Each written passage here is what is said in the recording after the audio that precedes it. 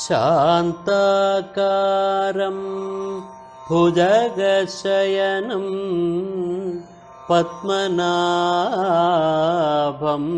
സുരേശം വിശ്വാധാരം ഗഗനസദൃശം മേഘവർണം ശുഭാംഗം ലക്ഷ്മീകാന്തം കമലനയനം യോഗിഹൃദ്ധ്യാനഗമ്യം വന്ദേ വിഷ്ണും ഭവഭയഹരം സർവലോകൈകനാഥം.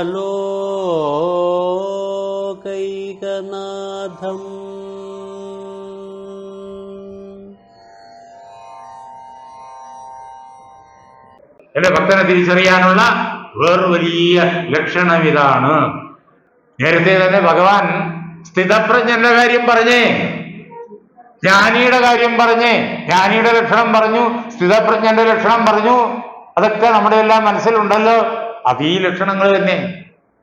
ജ്ഞാനി തന്നെയാണ് ഭക്തൻ, ഭക്തൻ തന്നെയാണ് ജ്ഞാനി, സ്ഥിതപ്രജ്ഞൻ തന്നെയാണ് ഭക്തൻ, ഭക്തൻ തന്നെയാണ് സ്ഥിതപ്രജ്ഞൻ. അതുകൊണ്ട് ഈ ലക്ഷണങ്ങളെല്ലാം അവരിൽ കാണും. അത് നാം ഓർത്തുകൊള്ളുക. അനപേക്ഷ ശുചിർദക്ഷ ഉദാസീനോ ഗതവ്യഥ സർവാരംഭ പരിത്യാഗി വ്യോമദ്ഭക്ത സമേ പ്രിയ. എനിക്ക് ഏറ്റവും പ്രിയപ്പെട്ടവനായ ഭക്തൻ അത് ഇങ്ങനെയുള്ളയാളാണ്. അവന് ലോകത്തിൽ ഒന്നും വേണമെന്നില്ല. അതുകൊണ്ട് ആരുടെങ്കിലും ചെന്നിട്ട് എനിക്ക് അത് തരൂ ഇത് തരൂ എന്നൊന്നും അവൻ ചോദിക്കില്ല.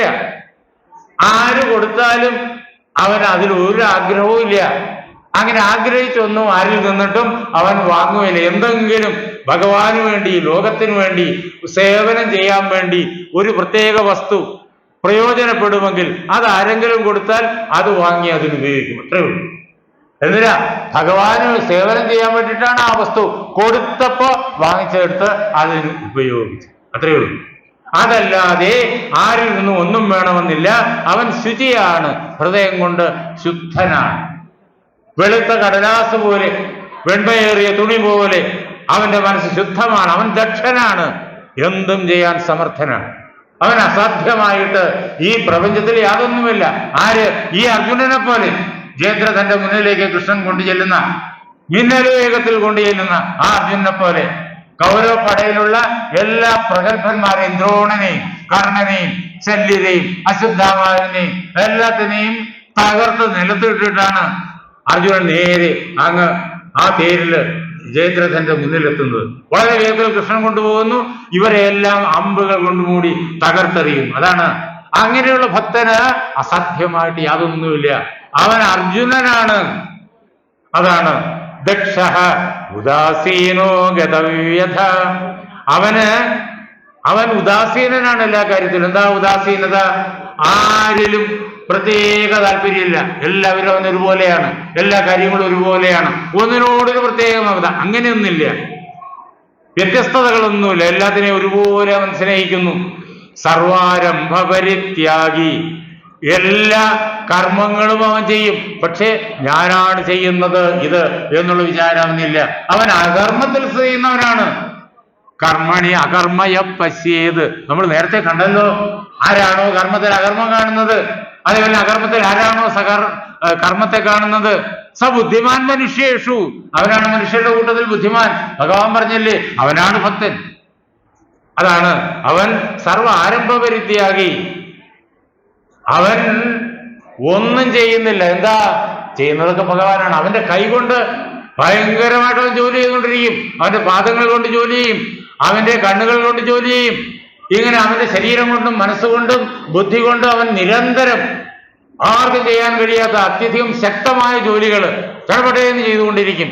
അർജുനൻ ഇങ്ങനെ അമ്പുകൾ ചെയ്ത് തകർത്ത് കൗരവന്മാരെ തലവറ്റിച്ചതുപോലെ അങ്ങനെ ജോലി ചെയ്യും. പക്ഷേ അതൊന്നും ചെയ്യുന്നില്ല. പിന്നെ ആരാ ചെയ്യുന്നേ? ഇതൊക്കെ മൂലപ്രകൃതിയാ ചെയ്യുന്നേ. ഭഗവാന്റെ ഇച്ഛ അനുസരിച്ചിട്ട് മൂലപ്രകൃതി ചെയ്യുന്നു. തനിക്ക് അതുമായിട്ട് ഒരു ബന്ധവുമില്ല. അതാണ് കർത്താവില്ലാത്ത കർമ്മമാണ് അവനിലൂടെ സംഭവിക്കുന്നത്. ആ കർമ്മത്തിന്റെ ബലം ഏതെന്നറിയോ? മൂലപ്രകൃതിയുടെ ബലമാണ്. അനന്ത കോടി ബ്രഹ്മാണ്ടങ്ങളെ ഉണ്ടാക്കി പ്രവർത്തിപ്പിക്കുന്ന മൂലപ്രകൃതിയുടെ ബലമാണ്. തടഞ്ഞു നിൽക്കാൻ ദ്രോണനോ കർണനോ ഇവരെല്ലാം കൂടി ചേർന്നിട്ടോ ആർക്കും സാധിക്കില്ല. അതാണ് അവിടെ കണ്ടത്. വ്യാസഭഗവാൻ നമുക്ക് കാണിച്ചു തന്നത്. ദ്രോണൻ അവിടെ തകർന്നു വീഴുന്നു. അതാണ് മഹാത്ഭുതം. കൃപൻ തകർന്നു വീഴുന്നു. അർജുനന്റെ കയ്യില് ആയുധങ്ങൾ പിടിപ്പിച്ച് അർജുനനെ പഠിപ്പിച്ചവരാണ്. അവരെല്ലാം തകർന്നു പോകുന്നു. അതാണ് അവിടെ പ്രവർത്തിക്കുന്നത് മൂലപ്രകൃതിയാണ്, ഞാനല്ല. അതാണ് സർവാരംഭ പരിത്യാഗി എന്ന് പറഞ്ഞത്. അകർമ്മത്തിൽ കർമ്മത്തെ പ്രവർത്തിപ്പിക്കുന്നവൻ. അവൻ പ്രവർത്തിപ്പിക്കുന്നില്ല, മൂലപ്രകൃതി പ്രവർത്തിപ്പിച്ചുകൊണ്ടിരിക്കുന്നു. അവനാണ് എന്റെ ഭക്തൻ. അവൻ എനിക്ക് ഏറ്റവും പ്രിയപ്പെട്ടവനാണ്. യോ ന ഹൃഷ്യതി ന ദ്വേഷ്ടി ന ശോചതി ന കാംക്ഷതി ശുഭാശുഭ പരിത്യാഗി ഭക്തിമാൻ സമേ പ്രിയ. ശുഭാശുഭ പരിത്യാഗി ഭക്തിമാൻ സമേ പ്രിയ. അങ്ങനെ ആരാണോ ന ഹൃഷ്യതി സന്തോഷിക്കാത്തത്, ന ദ്വേഷ്ടി ദ്വേഷിക്കാത്തത്, ന ശോചതി ദുഃഖിക്കാത്തത്, ന കാംക്ഷതി ഒന്നും ആഗ്രഹിക്കാത്തത്, ശുഭത്തെയും അശുഭത്തെയും ഒക്കെ ആരാണോ തന്റേതെന്ന് കരുതിയിട്ട് സ്വീകരിക്കാത്തത്, അവനാണ് എനിക്ക് ഏറ്റവും പ്രിയപ്പെട്ട എന്റെ ഭക്തൻ. ഇതാണ് ഭക്തന്റെ ലക്ഷണം. സമശത്രൗജമിത്രേജ.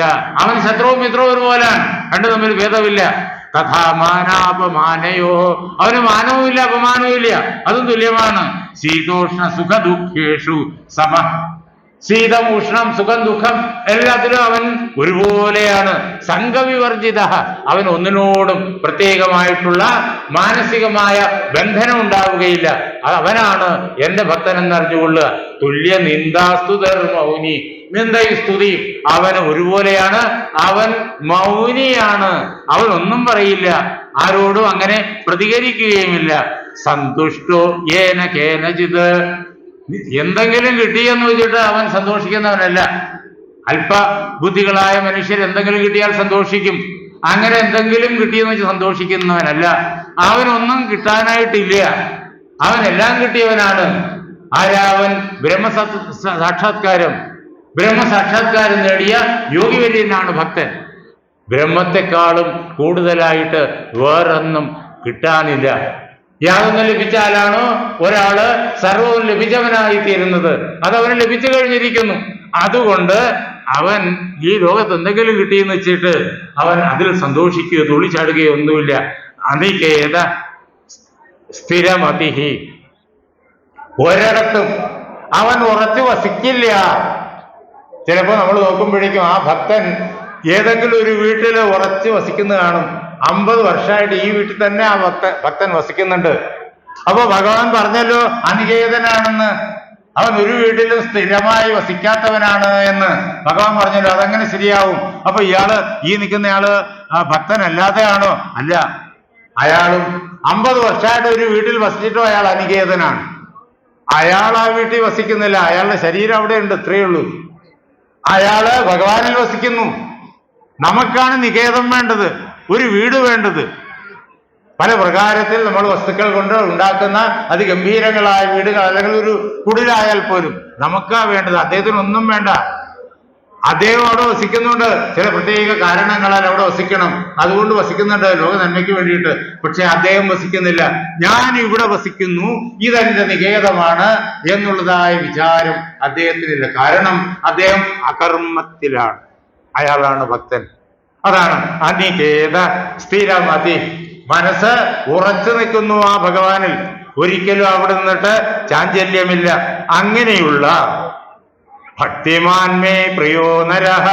അങ്ങനെയുള്ളയാള് എനിക്ക് ഏറ്റവും പ്രിയപ്പെട്ട മനുഷ്യനാണ്, എനിക്ക് ഏറ്റവും പ്രിയപ്പെട്ട ഭക്തനാണ്.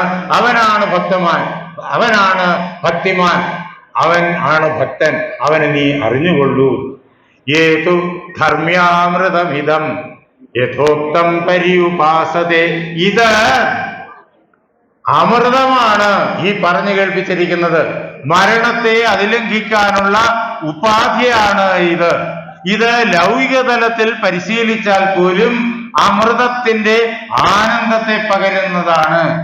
എനിക്ക് മരണമില്ല എന്ന് ഏതൊരു മനുഷ്യനും അനുഭവജ്ഞാനം ഉളവാക്കി കൊടുക്കുന്നതാണ് ഭക്തിയോഗത്തിലെ ഈ വാക്കുകൾ ഇതുവരെ കേട്ട 11 അധ്യായങ്ങളിലെയും വാക്കുകളെല്ലാം ദിവ്യമായിരിക്കുന്ന അമൃതമാണ് എന്ന് അറിഞ്ഞുകൊള്ളണം.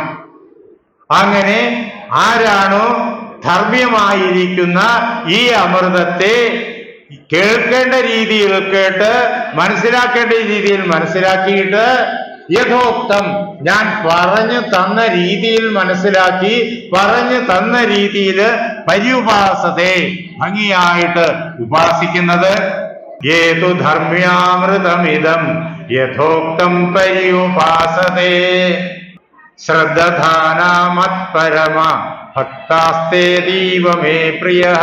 വളരെ ശ്രദ്ധയോടുകൂടി ഗുരുവിന്റെ വചനങ്ങളിൽ ശ്രദ്ധയോടുകൂടി ശാസ്ത്രവചനങ്ങളിൽ ശ്രദ്ധയോടുകൂടി ആരാണോ ഇതെല്ലാം പൂർണ്ണ വിശ്വാസത്തോടു കൂടിയിട്ട് പിന്തുടർന്ന് ഉപാസന ചെയ്യുന്നത് അവൻ ഭക്തനാണ്. എനിക്ക് അതീവ പ്രിയമുള്ള അങ്ങേയറ്റം പ്രിയമുള്ള ഭക്തനാണ്. ആ ഭക്തൻ ആരാണെന്നറിയോ? ആ ഭക്തനും ഭഗവാനും രണ്ടല്ല, ഭഗവാൻ തന്നെ ആയി കഴിഞ്ഞിരിക്കുന്നു. അങ്ങനെയുള്ള ഭക്തൻ, ആ ഭക്തൻ വേറെ ആരുമല്ല, ഞാൻ തന്നെയാണ്. അഹം ബ്രഹ്മാസ്മി എന്നുള്ള പൂർണ്ണ അനുഭവത്തിൽ എത്തി നിൽക്കുന്നവനാണ്. അങ്ങനെ നമ്മെ പ്രപഞ്ചാനുഭവത്തിൽ നാം കൈവരിക്കേണ്ടതായ പരമ നേട്ടത്തിൽ ബ്രഹ്മാനുഭവത്തിൽ കൊണ്ടെത്തിക്കുന്നു ഭഗവത്ഗീത. അതിലേക്ക് അതിശക്തമായിട്ട് 20 ശ്ലോകങ്ങൾ കൊണ്ട് ഭക്തിയുടെ തീവ്ര തരംഗങ്ങളെ നമ്മുടെ ഹൃദയത്തില് ഉളവാക്കിയിട്ട് നമ്മെ ആ ബ്രഹ്മാനുഭവത്തിൽ അഹം ബ്രഹ്മാസ്മി എന്നുള്ള അനുഭവത്തില് ഭഗവാൻ ശ്രീകൃഷ്ണൻ കൊണ്ടെത്തിക്കുന്നു. ഭഗവാൻ വേദവ്യാസൻ കൃഷ്ണദ്വൈപായനൻ നമ്മെ കൊണ്ടെത്തിക്കുന്നു. ഇതി ശ്രീമദ് ഭഗവദ്ഗീതാസു ഉപനിഷത്സു ബ്രഹ്മവിദ്യായാം യോഗശാസ്ത്രേ ശ്രീകൃഷ്ണാർജുന സംവാദേ ഭക്തിയോഗോ നാമ 12 അധ്യായഃ.